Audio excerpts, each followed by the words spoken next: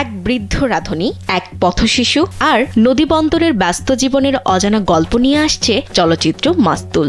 আন্তর্জাতিক চলচ্চিত্র উৎসবগুলোতে প্রশংসা ও পুরস্কার অর্জনের পর অবশেষে আগামী 17 জুলাই দেশের প্রেক্ষাগৃহে মুক্তি পাচ্ছে নির্মাতা মোহাম্মদ নুরুজ্জামানের এই আলোচিত সিনেমা।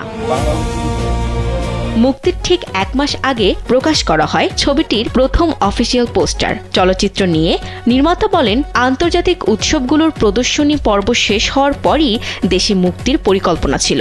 এই চলচ্চিত্র নিয়ে নির্মাতা বলেন, আন্তর্জাতিক উৎসবগুলোর প্রদর্শনী পর্ব শেষ হওয়ার পরই দেশে মুক্তির পরিকল্পনা ছিল। প্রয়োজনীয় অনুমোদনও নেওয়া হয়েছিল। তবে সিনেমাটিকে আরও ভালোভাবে দর্শকদের কাছে পৌঁছে দিতে এবং মুক্তির প্রস্তুতি সম্পূর্ণ করতেই কিছুটা সময় নেওয়া হয়েছে।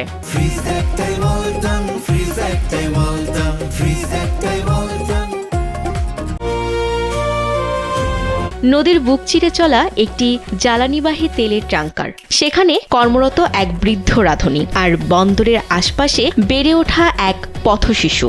ভিন্ন দুই জীবনের এই মানুষের সম্পর্কই মাস্তুলের মূল গল্প।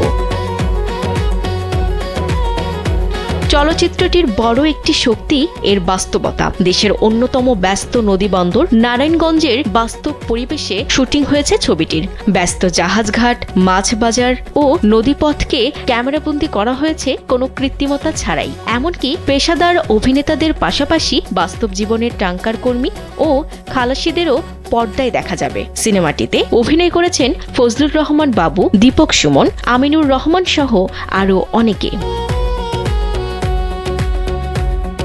চলচ্চিত্রটি 26তম ইমাজিন ইন্ডিয়া আন্তর্জাতিক চলচ্চিত্র উৎসবে সেরা মানবিক চলচ্চিত্র বিভাগে মনোনয়ন লাভ করেছে। আন্তর্জাতিক স্বীকৃতির পালকযুক্ত হওয়ার পর এবার দেশের দর্শকদের হৃদয় জয় করার অপেক্ষায় মাস্তুল। নদীবন্দরকে কেন্দ্র করে গড়ে ওঠা মানুষের জীবন সংগ্রামের এই গল্প বড় পর্দায় কতটা আলোড়ন তোলে সেদিকেই এখন সবার নজর। সাবিকুন নাহার, সাদিয়া, কালবেলা।